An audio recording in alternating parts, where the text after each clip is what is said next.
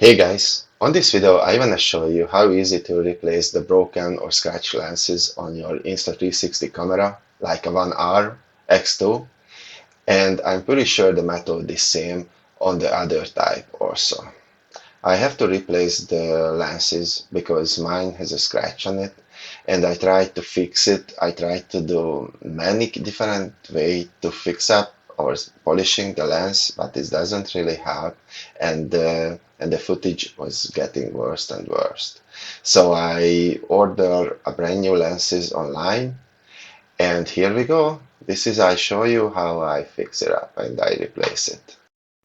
Here I make a list about the tools and materials what you really need for this project, but honestly doesn't really need so many things for it.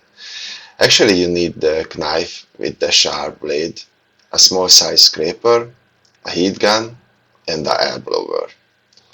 For materials, I use the adhesive remover, a clean alcohol from the grocery store, a glass glue, and a thin double-sided tape to replacing a front plate on the camera.